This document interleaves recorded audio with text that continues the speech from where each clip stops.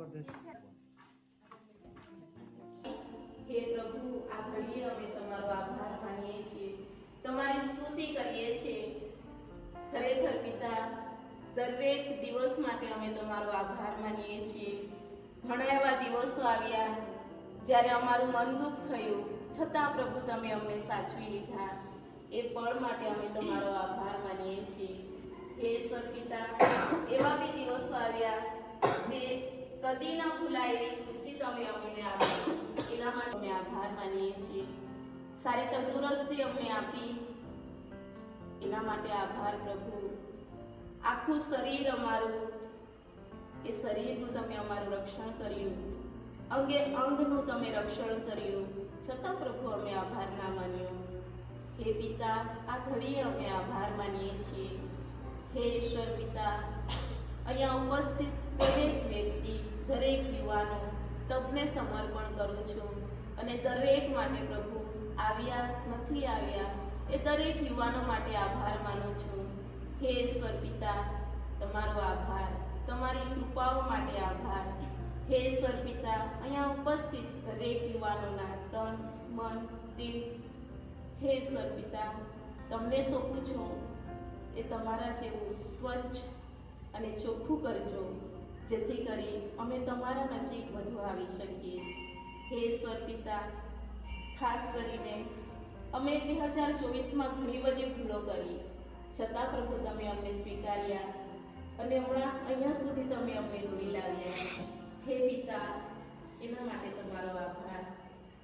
હે પ્રભુ, તમે બધું જ જાણો છો, અમારું આખું જીવન સઘળું જાણો છો પ્રભુ, છતાં પ્રભુ તમારો આભાર માનીએ છીએ. હે ઈશ્વર પિતા, અમારી દરેક ભૂલો માટે તમે માફ કર્યા, એના માટે આભાર. હે પ્રભુ, અમારા દિલમાં જે ગિલ્ટ રહી ગયું હોય, એ ગિલ્ટ માટે બી તમારી પાસે માફી માંગીએ છીએ. તમે તો દયાળુ અને સર્વ માટે તમે હંમેશા અમને સ્વીકારો છો, એના માટે આભાર પ્રભુ. હે ઈશ્વર પિતા, અમને તમારી કૃપા આપજો કે અમે તમારો પ્રેમ, તમારી દયા અને તમારી આશા જે છે અમારા ઉપર, એને અમે સ્વીકારી શકીએ. હે ઈશ્વર પિતા, એવું દિલ, એવું મન અમને આપજો, જેથી કરીને હંમેશા અમે તમારા પગલે ચાલી શકીએ, એવી તો કૃપા કરજો. યોહાનના ગ્રંથમાંથી પાઠ 6ઠો અધ્યાય કડી 16-21. સાંજ થતાં તેમના શિષ્યો સરવાળ કાંઠે ગયા અને હોડીમાં બેસી સામે પાર કફરનહૂમ તરફ ઉપડી ગયા. હવે અંધારો થઈ ગયો હતો અને ઈસુ હજી તેમની પાસે આવ્યા ન હતા. સખત પવન વાતો હતો એટલે સરોવર ખળભળવા લાગ્યું. તેઓ હલેસા મારતા મારતા 3-4 કોસ ગયા હશે. ત્યાં તેમણે ઈસુને પાણી ઉપર ચાલીને હોડી પાસે આવતા જોયા અને તેમને ડર લાગ્યો. પણ ઈસુએ તેમને કહ્યું, એ તો હું જ છું, ડરશો નહીં. એટલે તેઓ તેમને હોડીમાં લેવાને રાજી થયા, અને તરત જ હોડી તેઓ જ્યાં જતા હતા ત્યાં આવી પહોંચ્યા. આ પ્રભુની વાણી છે.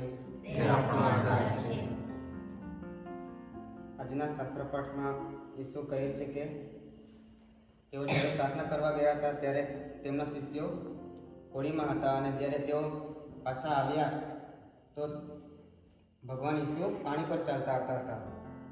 તો શિષ્યો તેમને જોઈને ડરી ગયા, તો જોઈને એકદમ ભયભીત થઈ ગયા. એટલે ઈસુએ તેમને કહ્યું કે એ તો હું જ છું, તમે બીસો નહીં. આપણા જીવનમાં પણ એવું કહી છે કે કોઈનાથી ડરવાની જરૂર નથી. આપણે કોઈ પણ કાર્ય કરવા પહેલાં ભગવાન યાદ કરીએ અને આપણું કાર્ય આગળ કરીએ. कि प्रभु यीशु अपना जीवन में एक नવું નામ છે, અને એ નામ અમે બધા જ એની નામમાં બેઠેલા છે, અને પ્રભુ યીશુ આપણી સાથે છે. તો પ્રભુ યીશુ જ્યારે આપણી સાથે છે, કયા પણ આપણે ડર નહીં હોવું જોઈએ. પ્રભુ કહે છે કે હું તમારી સાથે છું, તો ક્યાં ડરીશું? આજે ખાસ અમારા માતા પિતા માટે માંગીએ છીએ. એ લોકોને સારી શક્તિ આપજો, તંદુરસ્તી આપજો, જેથી કરીને એ લોકો પોતાનું કામ સારી રીતે કરી શકે.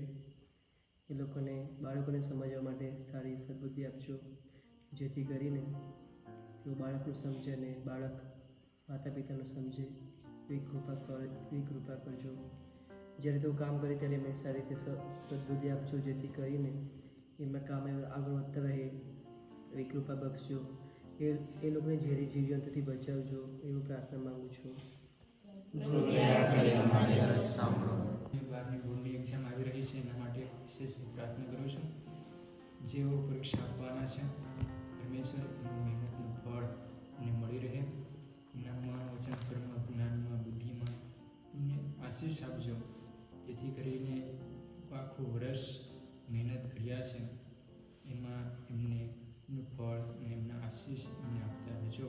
એ સારી તંદુરસ્તી આપજો, એ સારી રીતે પરીક્ષા આપી શકે એના માટે વિશેષ પ્રાર્થના કરું છું. અહીંયા પ્રાર્થનામાં ભેગા મળવા બદલ તમારો આભાર માનીએ છીએ.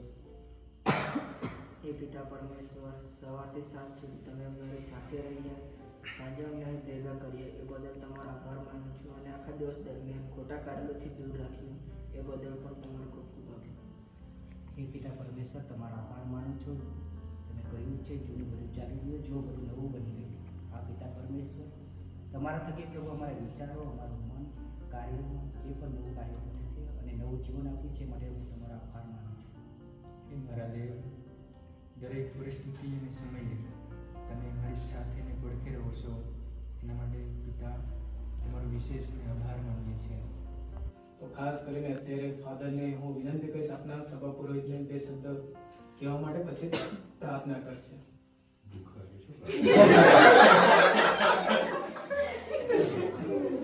બે શબ્દો કહે છે, નવા વર્ષના શું કે આશીર્વાદ છે આપણને મળે અને પ્રાર્થના. બે શબ્દ અઘરું છે, બે શબ્દ તો તમને બધાને અહીંયા જોઈને ખૂબ આનંદ થાય છે, કારણ કે ધર્મસભાનું ભવિષ્ય તમારા ઉપર આધાર રાખે છે અને તમે ધર્મસભાને જે રીતના મોડ આપશો એ રીતના ધર્મસભા આગળ વધશે.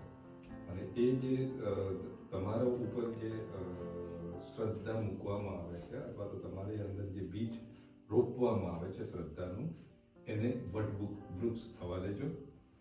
આપણું છે, એ ફાધરોનું નથી, સિસ્ટરોનું નથી, ધર્મસભા કોની છે? આપણી છે. એટલે આપણા દરેક છે, વિશેષ કરીને જ્યારે નાતાલની અંદર તમે જવાબદારી લીધી હતી અને એ જવાબદારી અદા કરી તમે ખંતથી, અને શું કહેવાય, તમારા મા બાપનો પણ ઘણાનો આભાર, કારણ કે તમને રજા આપી છે. જમનાર સૌને તમારા આશીર્વાદ આપજો. જેમ અમારું આ ભોજન શારીરિક તંદુરસ્તી આપે છે, એ જ રીતના અમારા વિચારો તમારામય બને, તમારા શાસ્ત્ર અનુસાર બને એવી કૃપા અમારા સૌ પર કરજો. આ પ્રાર્થના આપણે આપણા પ્રભુ ઈસુ ખ્રિસ્ત દ્વારા કરીએ છીએ. આમેન.